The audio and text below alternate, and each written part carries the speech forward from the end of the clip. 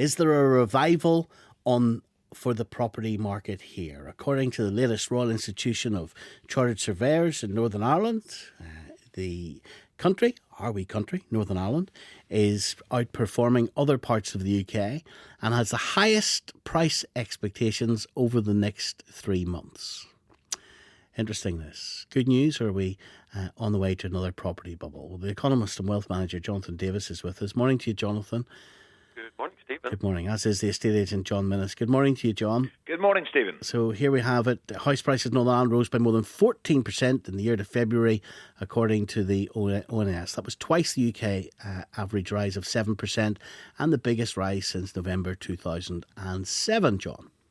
It was, and I think taking Northern Ireland as a whole is difficult in that we're quite a complex environment where the property prices are governed really by what happens in Belfast, and then any growth in Belfast will ripple out. Any downfall in Belfast will ripple out as well. So the reason I think for such a strong growth is that we got into a spiralling decline, and that was prolonged and lasted really far too long. Well, precisely. So again, if we look at the ONS index, it suggests that the price of a typical house in Northern Ireland is 152 grand, which is comparable to the level in mid-2006. So we're only coming back to 2006 figures. Exactly. The downturn lasted and really was quite aggressive. We actually probably went below bottom, so this is simply a correction which is maybe long overdue. So nothing to get excited about, Jonathan Davis? It depends on your point of view. If you're a developer, an estate agent, a buy-to-letter, then of course you're excited. If you, however, are not in the market, then you're going to be mildly depressed. I think, however, the question you're posing is what's the medium to long-term outlook? And the medium to long-term outlook is not, in my opinion, that the market bottomed in 2012 or early 13, and it's now on the way back forever, as it did basically in the 90s and the 2000s, right up till 2007, the peak. No, I would say to you that 2007 will remain the peak for perhaps something like a generation. And what we're seeing the last couple of years, in fact, of house price rises in Northern Ireland is a direct result of this dreadful Help to Buy policy, which was brought in by the government quite simply to get the economy going, get construction going, development by buying and selling houses, and it's achieved the objective. It's contributed to economic growth, and of course, it's no doubt bought lots and lots of votes in next month's election. But the big picture is unchanged. The global economy is not driving forward, irrespective of what's happening in the UK. That you can be assured of. And my suspicion, my final point, is that we're going to see another global economic shock like 2008, and that is going to be the biggie. Why? Because in 2009, to get out of recession, they slashed interest rates. They can never do that again because they're practically rock bottom. John Minnis? Which means that the next recession will turn depressionary, and that will be very detrimental to the housing market. Go on, John. Well, I mean, the grey, bleak world that Jonathan lives in has been unchanged for such a number of years now. He's always talking about decline and all the rest of it. The facts are, we went down far too far. We've come up a little bit. I would agree with Jonathan in one point, and that's that the increases will not last forever. They never do. But our market has and is correcting itself, and I suspect that 14.2 seems meteoric, but that is simply a correction. My prediction for the forthcoming 12 months might be 5%, but the market is normalising, and it is a much more sensible marketplace. governed, obviously, by availability of funds. And we can quite clearly see that the lending houses are keen to lend in Northern Ireland. You say it's much more. You say it's much more sensible, but people that bought at the peak are still screwed, John Minnis, aren't they? The peak were still down. I think in the report it said 42% across the board from the peak of the market. And yeah, I mean that's right. We are back to about 2005 prices. And you will notice, if you look back historically, that between 2005 and 2006, there was a 40% rise. So, yeah, we're back to sort of 2005 prices.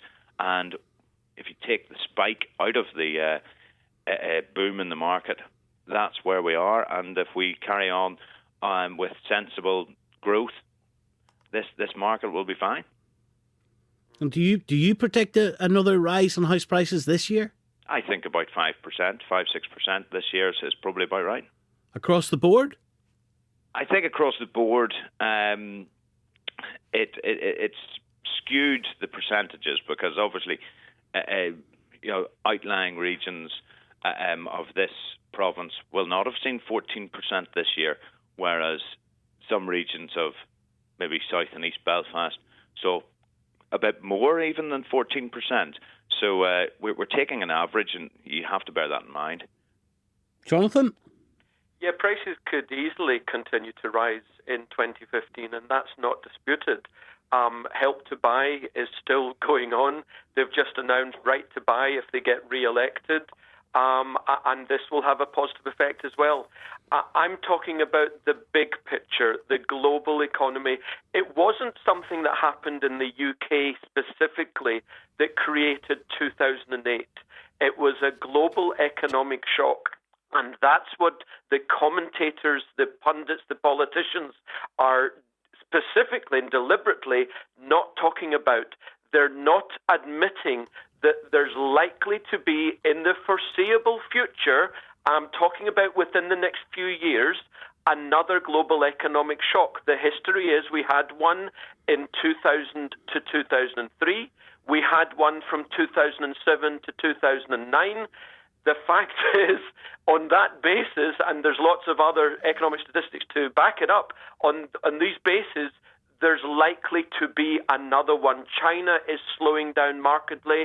Obviously, Europe is in a generational depression, and so on. So, when you look at the big picture, if there is another global economic shock in the medium term, then the recession that brings will turn, I'm afraid, depressionary, because the one thing that they did last time to avoid recession, they slashed interest rates. Yeah, but you could argue, well, hold on, you could argue that they're keeping interest rates low in order to avoid recession. Well, no, they've been keeping interest rates low in order to avoid deflation, falling prices in assets, as well as the cost of living. And isn't it interesting that we actually, even though they've been trying to avoid deflation, we have the lowest inflation numbers in 50 years, because the general economy is impacting on asset prices, on the costs of living, and you cannot get away from the big picture, and that's been my mantra for years. And by the way, incidentally, Mr. Minnis, a couple of years ago when I spoke to you and Stephen, I said that because of Help to Buy, house prices will rise. So no, it hasn't been a constant theme, but the big picture has got to be borne in mind. And people who are jumping in just now, they have to realise that there is a big picture out there, and just what's happened in the UK and Northern Ireland in the last year and the next year may not be the same as happens over the next generation. Yeah, and just finally, John, if we distinguish between the different type of housing that there is, obviously terraced, semi-detached, and the big, wealthy areas with the big detached houses, what's the biggest growing market? Biggest growing market, in my experience, is the middle part of the market that has most activity at the minute is the middle market with family homes. Okay. But yeah, the Help to Buy scheme, I have no evidence whatsoever of the Help to Buy scheme within Northern Ireland. We operate a co-ownership scheme in Northern Ireland, which is governed by quotas per month. So I don't think you can attribute the Help to Buy scheme to the Northern Ireland market. And what about the houses at the very top of the market? Are the £1 million properties back? They are. They are back. They are selling, but they are selling in typical numbers. That part of the market is still much lower than any other part of the market. But again, Stephen, that's a normal thing. You know, it works like a pyramid. The higher up the market you go, the less people can afford. So yeah, as I say, this market here in Northern Ireland is becoming a more normalised market. Okay. John, thank you very much. Jonathan Davis, thank you.